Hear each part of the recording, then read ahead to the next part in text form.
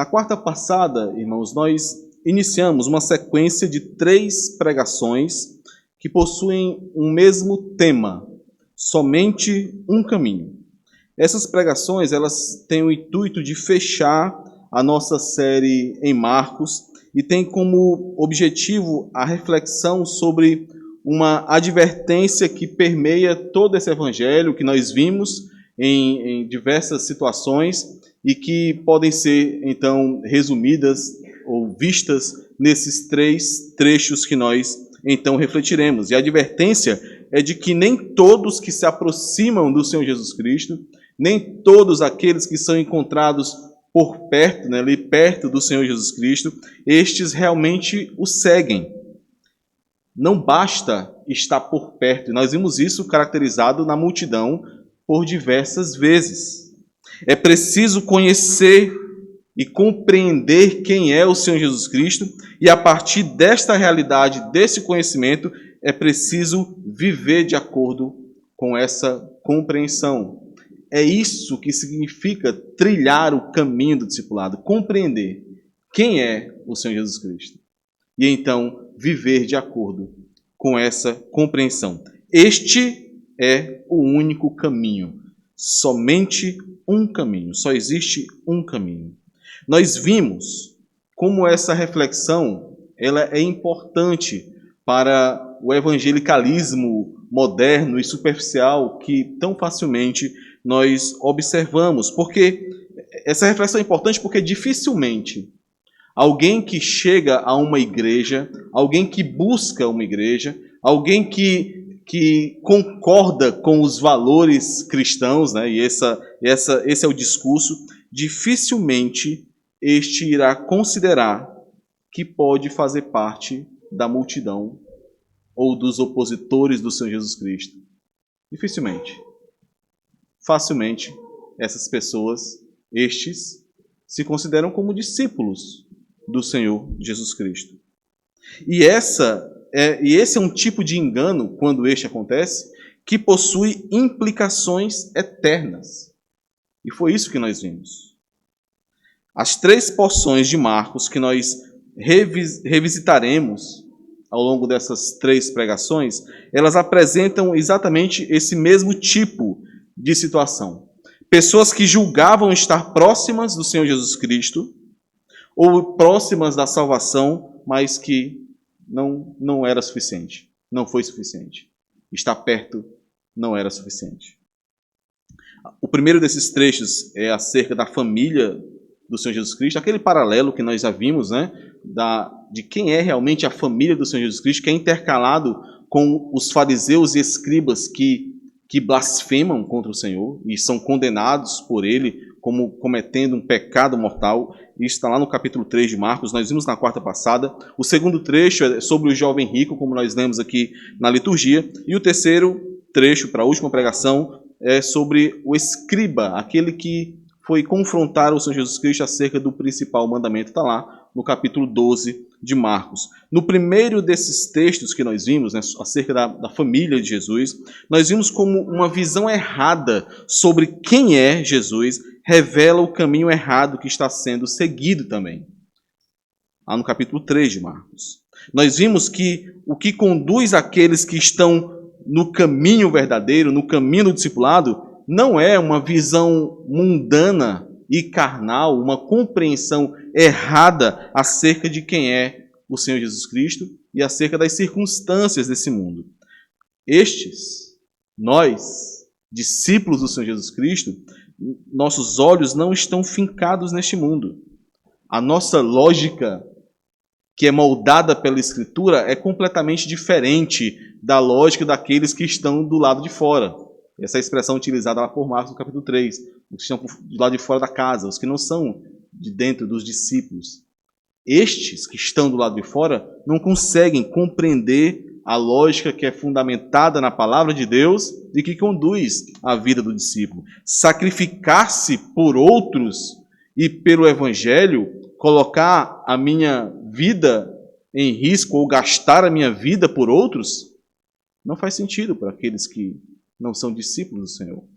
Valorizar mais a igreja do Senhor como tesouro como expressão do reino de Deus neste mundo, valorizar mais a igreja do que uma escola, do que um curso superior, do que uma profissão, um emprego.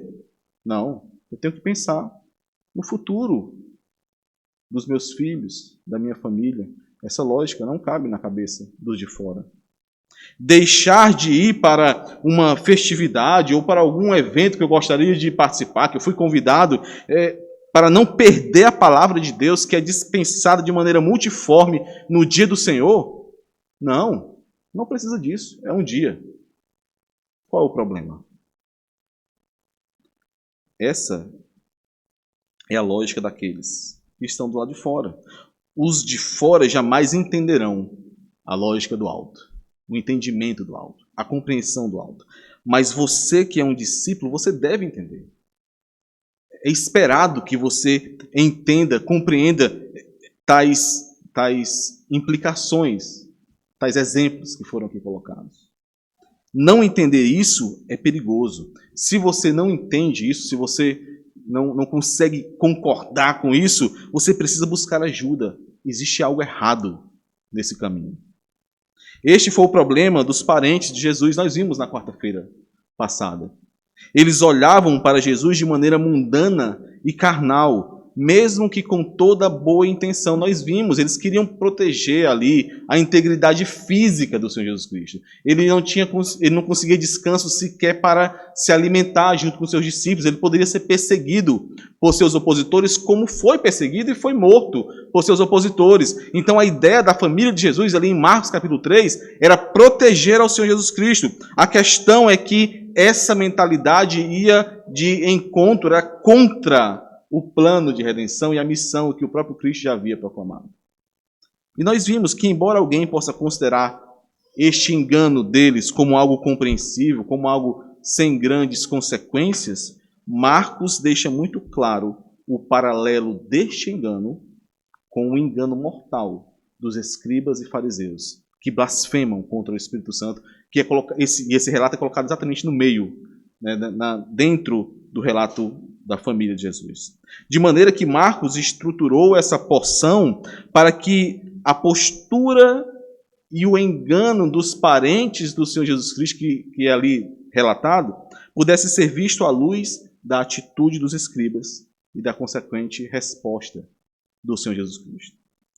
Assim, mesmo aqueles que eram os parentes, né? Mesmo aqueles que pensavam estar dentro do círculo mais íntimo do Senhor Jesus Cristo, se estes não o conhecem realmente, se estes não compreendem com o entendimento do alto, não com uma visão mundana, não com uma visão carnal, se estes não compreendem quem ele é e por isso não se submetem a ele, estes estão, na verdade, se opondo a ele. E o paralelo disso, a comparação disso, é o erro dos escribas, que é um erro mortal, com consequências eternas. Pecado eterno, como o Senhor ali relata. Não saber quem é o Senhor Jesus Cristo, não compreender corretamente quem ele é, buscar enxergá-lo com uma lógica mundana, é um engano perigoso demais, meus irmãos. É um engano satânico, potencialmente tão destruidor quanto a blasfêmia cometida pelos escribas. É por isso que Pedro é repreendido de maneira tão severa: arreda-te, Satanás, quando ele falha nessa compreensão. É um engano tão perigoso quanto o dos escribas. Marcos colocou esse embate tão duro de Jesus com os escribas no meio do relato daqueles que são realmente a família de Jesus, para nos alertar, irmãos. E esse alerta, ele percorre essas 3 mensagens. É o mesmo alerta: religiosidade, moralidade, boa moral, boa ética, instrução, mas isso misturado com orgulho, com obstinação, com rebeldia, com isolamento, com falta de vida na igreja, com falta de compreensão do valor da igreja local, isso irá pavimentar um caminho de destruição, o mesmo caminho que foi trilhado pelos escribas relatados lá no capítulo 3. O ponto que eu quis resgatar nessa introdução, para que possamos refletir também nessa mensagem de hoje, o ponto é que, para os escribas, esse alerta era óbvio. Eles eram opositores declarados do Senhor. Esse alerta de que eles se opunham ao Senhor era óbvio. Mas para aqueles que estavam ali próximo de Jesus, aqueles que ouviam e se maravilhavam com o ensino do Senhor Jesus Cristo, mas que não se comprometiam com ele, aqueles que estavam sempre por perto, embora um pouco indecisos, embora um pouco inconstantes, um pouco indecisos, aquilo que hoje as pessoas, ainda falavam muito antigamente, mas hoje ainda falam, do crente Raimundo, um pé na igreja, outro no mundo. Eu acho isso um absurdo contra o povo dos Raimundos, não é legal. Mas para estes, o perigo não é tão óbvio quanto é para os escribas, mas existe. Esse perigo, ele é real. Os crentes, os eleitos, jamais se perderão. Jamais. A ideia não é trazer dúvida acerca disso, de forma nenhuma. Mas aqueles que em algum momento de suas vidas tomam esse caminho dos escribas, mesmo que de maneira muito embrionária, mesmo que ainda no coração, como começou. O caminho de oposição dos escribas começou no coração, quando eles arrazoavam em seu coração. Então o Senhor percebeu e os advertiu, os exortou. Mas o caminho daqueles que em alguma medida se assemelha ao caminho dos escribas, estes precisam ser alertados, pois o final desse caminho é morte, e morte eterna. O caminho do discipulado, ele é único. Só existe um caminho de salvação, mas muitos são os caminhos de perdição. Alguns são nítidos, são óbvios, mas outros nem tanto. E é por isso que precisamos refletir de maneira séria e contínua sobre isso.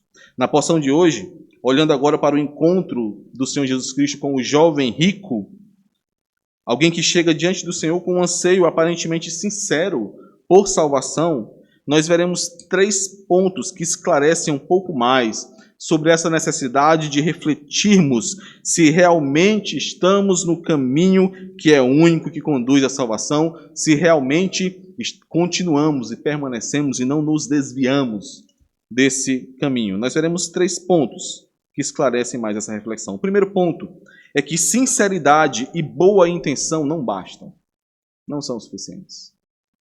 O segundo ponto é que moralidade e religiosidade também não bastam, não são suficientes. E o terceiro ponto é que Jesus, o Filho de Deus, ele é o único caminho. Vamos orar mais uma vez? Senhor amado, nós nos colocamos diante do Senhor como pequeninos que somos, dependentes, necessitados do Senhor e da Tua palavra.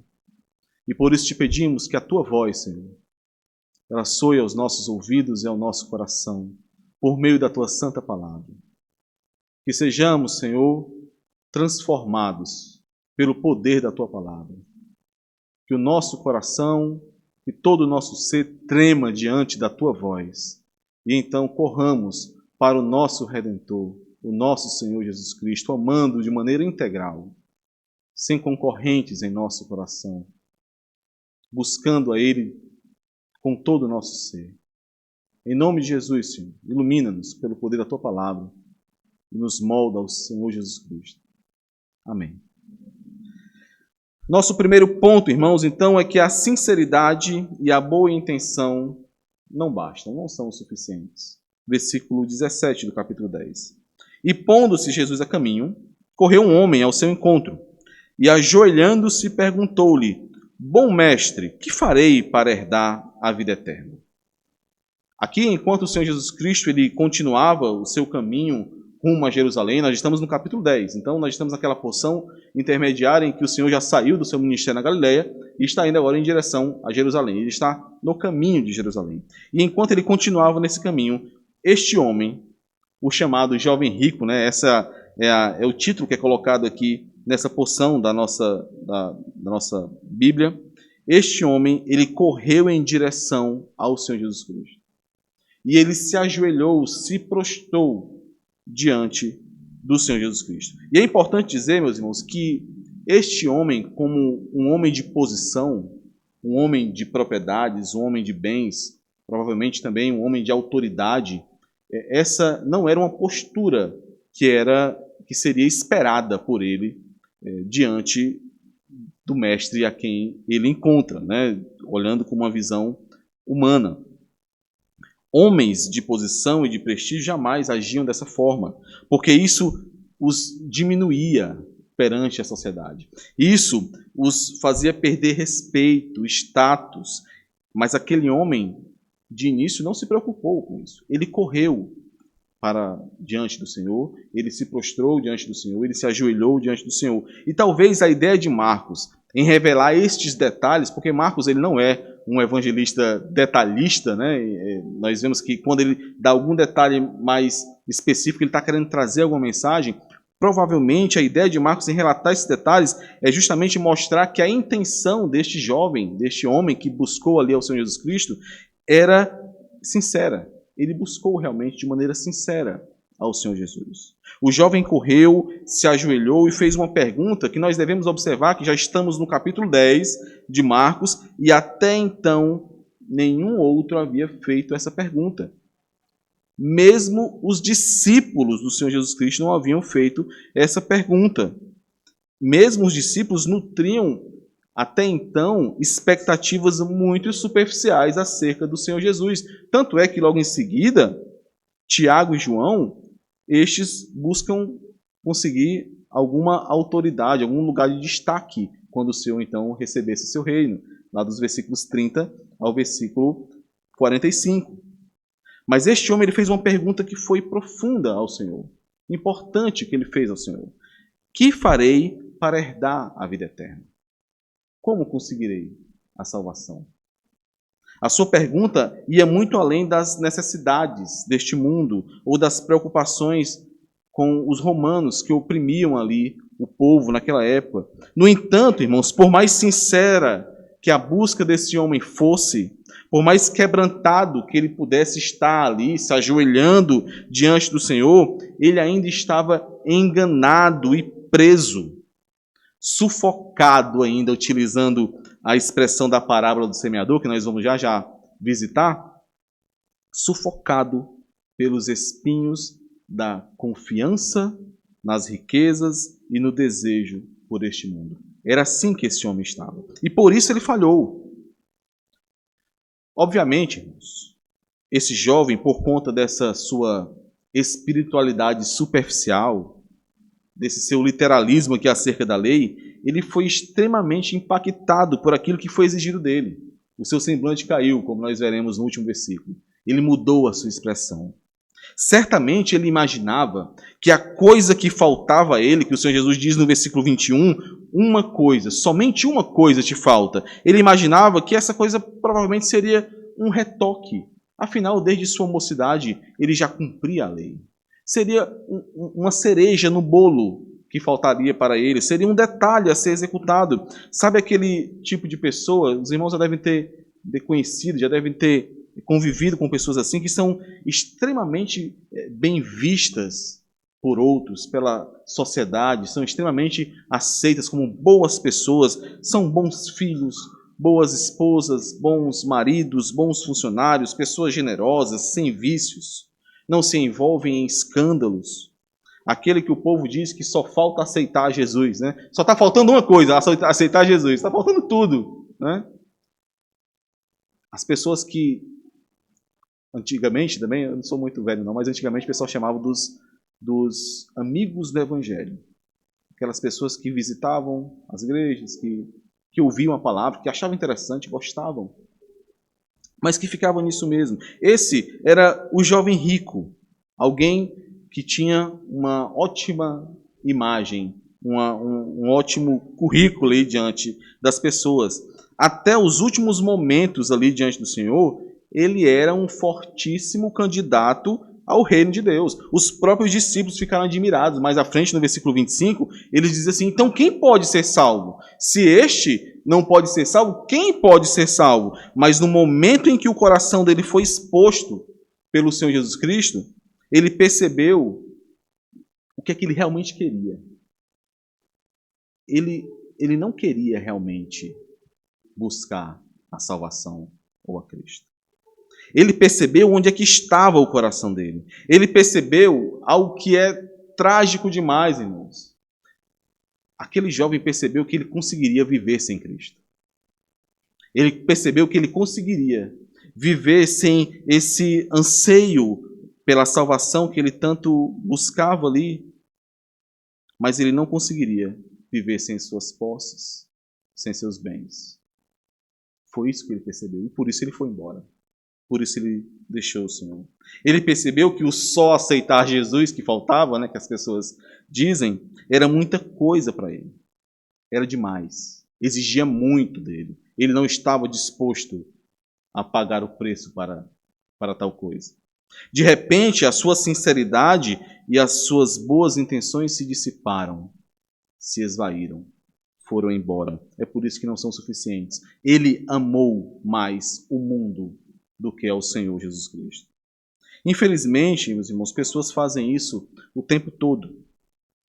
Pessoas ouvem o Evangelho, escutam a santa palavra de Deus e, de repente, entram naquela luta, a crise da morte para si mesmo, para que então possam ganhar mais de Cristo. Essa crise é normal, essa luta é normal, porque é o anseio ali, é a luta de estar morrendo para si mesmo, mas só que perdem a batalha. Porque na balança destes, outras coisas pesam mais do que o Senhor Jesus Cristo.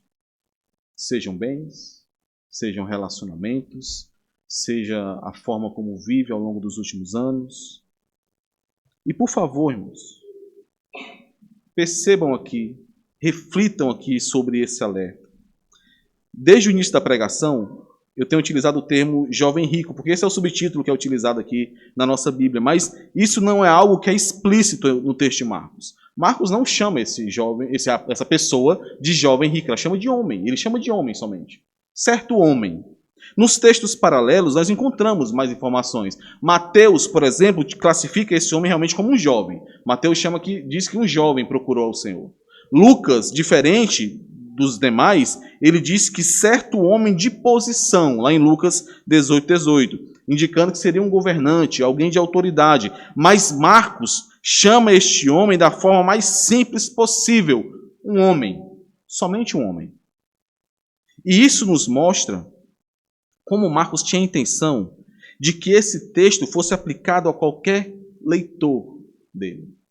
Não somente pessoas de posição. Não somente pessoas de muitas posses. Não, porque esse é um perigo que pode alcançar qualquer pessoa. Todos, independente da quantidade de suas posses, independente da autoridade e poder que possuam, todos precisam estar alertas ao perigo de terem a palavra que foi lançada em seus corações, em seu terreno, essa palavra sendo sufocada pelos espinhos das concupiscências e desejos deste mundo, seja qual for esse desejo. E agora eu gostaria que nós fôssemos à parábola do semeador para vermos aqui alguns pontos, né? Marcos capítulo 4, se os irmãos voltarem um pouquinho, no versículo 7 nós encontramos essa parte da parábola em que a semente cai entre os espinhos.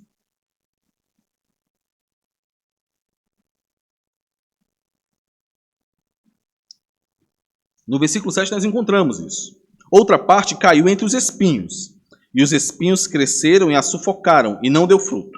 Lá no versículo 18 e 19, quando o Senhor está explicando a parábola aos discípulos, ele diz assim: os outros, né, aqueles que receberam a palavra comparada aos espinhos, os semeados entre os espinhos, são os que ouvem a palavra, mas os cuidados do mundo, a fascinação da riqueza e as demais ambições concorrendo, sufocam a palavra, ficando ela infrutífera. Mas nós precisamos perceber algo que está na estrutura desse capítulo 4, que é muito importante para a nossa reflexão de hoje aqui, irmãos. Percebam a diferença entre estes, que são comparados à semente que cai entre os espinhos, e os dois anteriores. Existe um logo, sempre antes dos dois anteriores, que mostra que a realidade do coração dos anteriores, daquele que caiu fora da estrada, aquele que caiu entre as pedras, a realidade do coração deles foi logo revelada.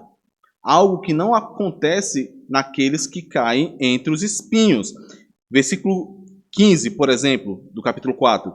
Enquanto ouvem, falando sobre o primeiro tipo de terreno, né? E enquanto ouvem, logo vem Satanás e tira a palavra semeada. No versículo 17, o segundo tipo de terreno. Em lhe chegando a angústia, logo se escandalizam. Mas no caso daqueles que caem, da semente que cai entre os espinhos, não existe esse logo. Essa planta cresceu, irmãos. Lucas deixa isso claro quando ele, no texto paralelo, usa a expressão no decorrer dos dias. É no decorrer dos dias que essa planta que foi gerada ali, ela é sufocada. Não é logo. O terreno ali, ele até tinha potencial. As suas raízes não eram superficiais como aquelas que caíram entre as pedras. Eles até suportaram alguma angústia, alguma tribulação, alguma perseguição. Mas junto da planta cresceram ervas daninhas. Ervas que estavam escondidas no terreno, que não foram removidas, que continuavam ali, que não foram arrancadas. E tais ervas, que geravam os espinhos, consumiam todos os nutrientes do solo, toda a energia que seria necessária para o crescimento daquela planta, e sufocaram a planta que nasceu, de modo que esta não deu frutos. E se ela não deu frutos, ela precisava ser arrancada e queimada. Irmãos, será que isso, em alguma medida, tem acontecido com você? Nós precisamos refletir sobre isso. Nós precisamos olhar para a nossa caminhada, em que nós recebemos a palavra, somos alimentados pela palavra, e precisamos verificar refletir se as ervas daninhas deste mundo, elas têm sugado a nossa energia. Se elas têm sufocado o evangelho em nós, de maneira que você, embora perto do Senhor Jesus Cristo, perto dos discípulos, perto da igreja, você não tem desenvolvido e não tem frutificado como deveria. O que está acontecendo? Será que são ervas daninhas que permanecem ali? Será que espinhos têm sufocado o evangelho em você? Muito cuidado! Estar por perto não é suficiente. Sinceridade e boas intenções não bastam. A planta precisa continuar crescendo. Precisa frutificar. O tempo precisa ser ali uma testemunha também. Estes que são representados aqui pelos espinhos, por aquele terreno com espinhos, estes chegaram bem perto. Eu lembro muito, quando eu leio esse texto, eu lembro muito do Ignorância lá que eu comentei na quarta-feira, né, do livro do Peregrino, que chegou bem perto, bateu nas portas da cidade celestial e foi lançado no inferno. Estes chegaram bem perto, mas os seus corações estavam divididos. O seu coração possuía dois amores. Os seus olhos foram cada vez mais sendo atraídos por uma luz falsa, outra luz que não era a glória de Cristo. Estes andaram muito perto da salvação, mas não a viram. Foram fascinados pelas concupiscências e desejos desse mundo. Foram fascinados pela visão deste mundo, por aquilo que este mundo valoriza, pelas ambições deste mundo, de maneira que tais coisas sufocaram a palavra. E mais um detalhe que precisamos ver aqui, ainda, vamos já sair, voltar para o nosso texto do capítulo 10, é que existe uma progressão nesse versículo 19. Existe uma progressão. A queda não foi de uma vez. Não foi, o problema não se deu da noite para o dia. Existe uma progressão aqui. Estes começaram com os cuidados do mundo. Foram os cuidados do mundo que começaram sufocando a planta. Aquilo que era uma necessidade básica deles, que eles precisavam realmente para viver e que o Senhor prometeu que sempre supriria. Foi assim que começou esse sufocamento do evangelho ali, da palavra ali. Mas depois eles continuaram, eles progrediram nessa queda. Eles foram sendo seduzidos, enganados pelas riquezas, começaram a correr atrás deste mundo como loucos, buscando satisfazer as suas ambições, aqui os seus desejos, né, como o versículo nos diz, a fascinação da riqueza e as demais ambições, foram buscando essas ambições e então se perderam. Essa palavra ambição aqui do versículo 19 é a mesma palavra utilizada por João naquele trecho famoso lá de 1 João, muito utilizado de 1 João, capítulo 2, versículos 15 e 17. Não ameis o mundo, nem as coisas que há no mundo. Se alguém amar o mundo, o amor do Pai não está nele. Porque tudo que há no mundo, a concupiscência da carne, a concupiscência aqui é a mesma palavra lá para a ambição, a concupiscência da carne, a concupiscência dos olhos e a soberba da vida, não procede do Pai, mas procede do mundo. Ora, o mundo passa, bem como a sua concupiscência. Aquele, porém, que faz a vontade de Deus, permanece eternamente. Meus irmãos, não sejamos enganados. Não permita enganar a si mesmo. Examine o seu coração. Examine o seu caminho. Pelo menos, se você não consegue enxergar isso, o que já é um problema, mas pelo menos baixe as guardas quando outros fazem isso por você. Quando a igreja do Senhor, de maneira tão graciosa, faz esse exercício por você e te chama e te diz, olha, tem algo errado. Os teus anseios não estão corretos. Como o pastor já comentou hoje mesmo e em vários outros momentos, isso é algo que parece muito subjetivo, mas que é um instrumento do Senhor para essa preservação. O que é que você tem buscado? Quais têm sido os teus desejos? Os teus anseios? São as coisas do alto ou a concupiscência desse mundo? As ambições desse mundo? Se o seu emprego, se a sua busca pelo que as pessoas desse mundo chamam de sonho, de satisfação, se o seu desejo por conforto tem dominado o seu coração, a palavra está sendo sufocada. Lute contra isso. Não pode existir concorrência no seu coração. Clame ao Senhor para que Ele arranque essas ervas daninhas, arranque estes espinhos, para que você frutifique para Ele, porque sinceridade de coração, né, como as pessoas dizem nessa expressão que é muito utilizada, e boas intenções não vão te sustentar por muito tempo.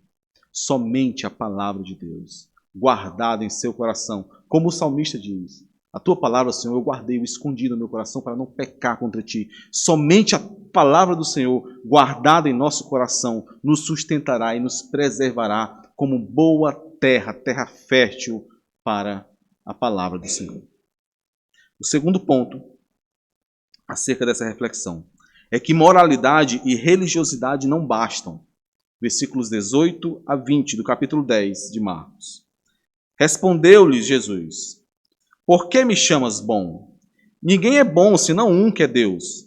Sabes os mandamentos: não matarás, não adulterarás, não furtarás, não dirás falso testemunho, não defraudarás ninguém, honra teu pai e tua mãe. Então ele respondeu: mestre, tudo isso tenho observado desde a minha juventude. O jovem rico aqui, vou continuar chamando ele de jovem rico, né? Ele chamou a Jesus de bom mestre. E o Senhor já inicia ali a exposição do coração desse jovem na primeira resposta que ele dá. Por que me chamas de bom? Só há um que é bom, que é Deus. Essa fala do Senhor Jesus Cristo gera dúvidas em alguns, e algumas seitas, né, alguns hereges, eles querem utilizar esse versículo dizendo que aqui o Senhor Jesus Cristo está revelando que ele é somente homem, que ele não é Deus. Mas não é isso que está sendo dito aqui. Vamos observar aqui, irmãos. O Senhor Jesus está dizendo assim, ou melhor, o Senhor Jesus não está dizendo assim: Por que você me chama de bom? Eu, Jesus, não sou bom. Não é isso que o Senhor está dizendo. Ele apenas pergunta: por que me chamas de bom? Com que base, sob quais critérios você me classifica como bom? Reflita sobre isso. Será que pelos mesmos critérios que você classifica a si mesmo como bom? É a essa reflexão que o Senhor está conduzindo aquele jovem. Não importa o quanto você se ache bom. Isso não é suficiente para herdar a vida eterna. Isso está sendo conduzido ali. Meus irmãos, às vezes, isso pode passar desapercebido. Mas se nós não tivermos cuidado, se nós não refletirmos o suficiente, se nós não estivermos atentos, nós começamos a achar que nós estamos aqui, reunidos como igreja do Senhor, porque nós somos bons. Porque nós temos algo de bom em nós. E essa é uma armadilha terrível.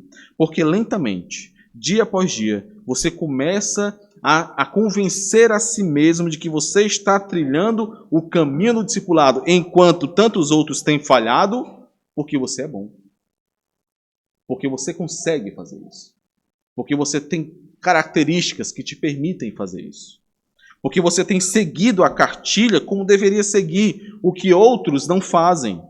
Você começa então a se convencer de que você está edificando a outros, que você está servindo a outros, de que você está servindo ao Senhor, servindo à igreja, aos irmãos, porque você é talentoso, porque você é especial, porque você está em uma outra categoria de crentes, porque você é bom. Aí, meu irmão, você começa cada vez mais a ser menos tolerante com os erros de outros e mais tolerante consigo mesmo. Quando o irmão erra, você é o primeiro a perceber. E mesmo que você não fale nada, em seu coração, você julga, condena e mata o irmão. Essa é a consequência. Quando você erra, aí não. Aí não precisa disso tudo. Afinal, eu tenho crédito. Afinal, eu tenho feito tanto pelos irmãos, pela igreja, eu quase não erro. Eu sou bom. Quanto mais você confiar em seus méritos, em sua bondade, na força dos seus braços, na história que você tem construído, na sua carreira, menos você confiará e dependerá do Senhor para trilhar o caminho do discipulado. E esse é um perigo enorme. Quanto melhor você achar que você é, menos você dependerá e menos você amará ao Senhor. Afinal de contas, quem não amaria a um ser tão bom como eu sou? É interessante, lá em Lucas, por favor, vamos abrir em Lucas capítulo 7. Nós vamos ler do versículo 36 ao 48.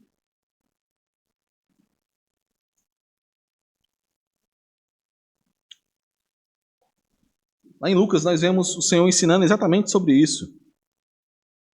Lucas 7, 36. Convidou um dos fariseus para que ele fosse jantar com ele. Jesus, entrando na casa do fariseu, tomou lugar à mesa. E eis que uma mulher da cidade, pecadora, sabendo que ele estava à mesa na casa do fariseu, levou um vaso de alabastro com unguento. E estando por detrás, aos seus pés, chorando, regava-os com suas lágrimas e os enxugava com os próprios cabelos. E beijava-lhes os pés e os ungia com unguento. Ao ver isto, o fariseu que o convidara disse consigo mesmo, olha, arrazoando no coração também, né? Se este fora profeta, bem saberia quem e qual é a mulher que lhe tocou, porque é pecadora. Versículo 40 agora. Dirigiu-se Jesus ao fariseu e lhe disse: Simão, uma coisa tenho a dizer-te. Ele respondeu: dize-a, mestre. Certo credor tinha 2 devedores. Um lhe devia 500 denários e outro 50. Não tendo nenhum dos 2 com que pagar, perdoou-lhes a ambos. Qual deles, portanto, o amará mais? Respondeu-lhe Simão: suponho que aquele a quem mais perdoou. Replicou-lhe: julgaste bem. E voltando-se para a mulher, disse a Simão: vês esta mulher? Entrei em tua casa e não me deste água para os pés. Esta, porém, regou os meus pés com lágrimas e os enxugou com seus cabelos. Não me deste ósculo, né, a saudação ali com um beijo na face. Ela, entretanto, desde que entrei, não cessa de me beijar os pés. Não me ungiste a cabeça com óleo, mas esta com bálsamo ungiu os meus pés. Por isso te digo, perdoados lhe são os seus muitos pecados, porque ela muito amou. Mas aquele a quem pouco se perdoa, pouco ama. Então disse a mulher, perdoados são os teus pecados. Aquele que se acha muito merecedor, com muito crédito, aquele que se acha bom, pouco amará ao Senhor. O jovem rico, ele observava os mandamentos desde a sua mocidade. E aqui nós temos uma ênfase nesses mandamentos na parte ética ali do decálogo. Né? Não matarás, não adulterarás, não dirás falso testemunho. Muito provavelmente, ao que tudo indica, a riqueza daquele jovem rico ela não foi construída explorando ou enganando os pobres. Afinal, ele também obedeceu: não furtarás, não roubarás, não defraudarás ninguém. A sua moral era impecável. A sua religiosidade era exemplar, mas isso não era suficiente. Uma única coisa te falta. Essa foi a resposta do Senhor. Uma coisa te falta. Maravilha. Só falta uma coisa, está perto, né? A questão é isso que faltava. Era tudo. E essa, irmãos, é a grande crise que nos atinge diante da voz do Senhor que queima em nossos corações, dizendo: vem e segue-me. A grande crise que nos angustia diante da pergunta que nós mesmos nos fazemos quando percebemos essa voz queimando em nosso coração: o que é que eu terei que abrir mão para seguir ao Senhor Jesus Cristo? Essa é uma crise que toma todo o coração que busca o Senhor. E a resposta, irmãos, embora seja uma resposta muitas vezes não difícil de viver e de assimilar, ela é simples. A resposta é tudo. Tudo. A sua moralidade, a sua boa conduta, a sua religiosidade não são suficientes. Esse tudo, às vezes, é encarado de maneira muito abstrata. Eu estou disposto, sim, a abrir mão de tudo pelo Senhor. Mas isso é dito sem pensar nas consequências, sem pensar nas implicações disso. De maneira abstrata. Mas sempre surgirá a oportunidade de evidenciar esse tudo de maneira concreta. A questão é: você está disposto a pagar o custo disso? Será que existe algo que, se fosse solicitado de você ou tirado de você, te faria se afastar de Cristo? Que pergunta terrível, irmãos. Você já refletiu sobre isso? Porque é claro que o Senhor exigiu isso desse jovem rico. Ele não exige isso de todos. Mas será que diante daquilo que é visto em seu coração, diante daquilo que a palavra revela em seu coração, sobre o seu coração, será que existe algo que, se precisasse ser arrancado, se tiver que ser arrancado, será que isso te faria se afastar do Senhor? Amar menos a Ele? Se sim, lance isso fora. Corte isso e lance fora, porque está te desviando do único caminho da salvação. Nosso terceiro ponto, e último, é que Jesus, o Filho de Deus, Ele é o único caminho. Uma coisa faltava ao jovem. Versículos 21 e 22. E Jesus, fitando-o, o amou e disse: só uma coisa te falta. Vai, vende tudo o que tens, dá aos pobres, e terás um tesouro no céu. Então vem e segue-me. Ele, porém, contrariado com esta palavra, retirou-se triste, porque era dono de muitas propriedades. Esse contrariado aqui, irmãos, é uma expressão que é utilizada somente aqui e uma vez em Mateus, quando fala sobre o céu avermelhado escuro, né? É ali traduzido como essa mudança para um tom escurecido, né? Mais escuro. E esse contrariado expressa um estado de intensa tristeza, de mudança no semblante, assim como o céu muda quando vai chover e fica meio que tenebroso. A expressão daquele jovem, o semblante daquele jovem mudou para uma aparência escura, sombria. A casca foi quebrada. O semblante da queda apareceu ali. O pecado que insistia em se esconder, que não aparecia tão facilmente para aquele jovem, foi então revelado. O ídolo foi exposto. O Senhor Jesus ele foi no ponto fraco daquele jovem. Se você quer me seguir e herdar a vida eterna, é óbvio que você não deve adulterar, nem matar, nem roubar, mas isso não é suficiente.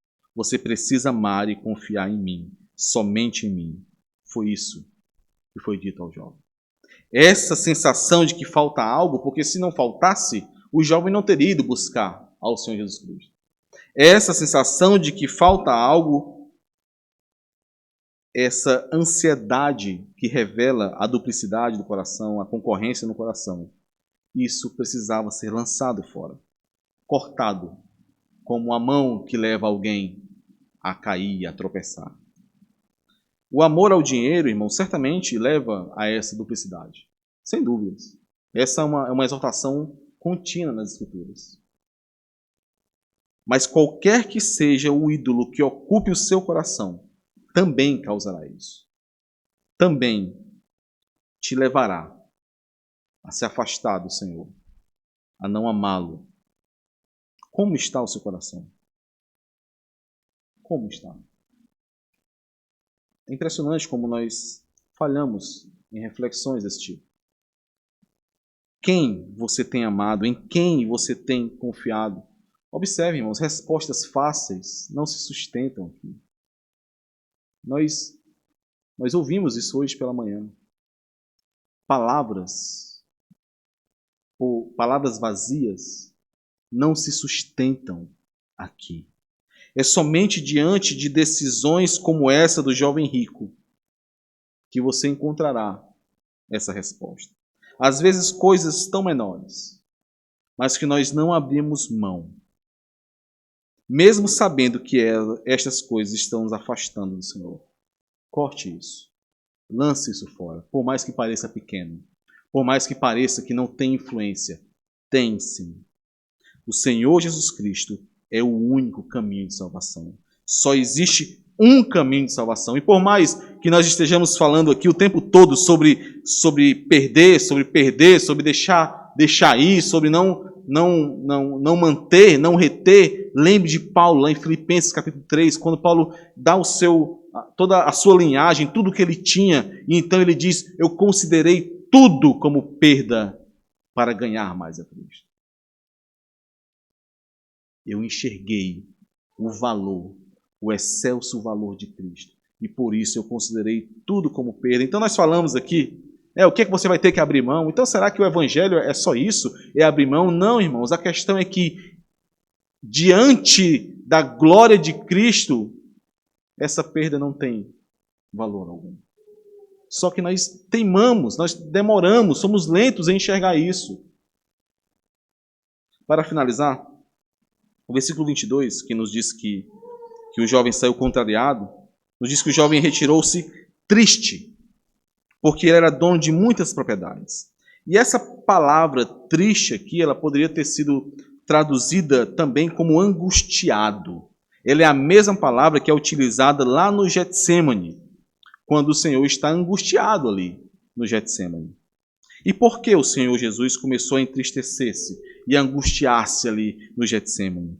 Porque o Senhor ali estava prestes a experimentar a maior dor por conta da maior perda que ele sofreria, que era a comunhão com o Pai.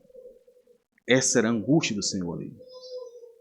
Ele iria abrir mão daquilo que ele tinha de mais precioso.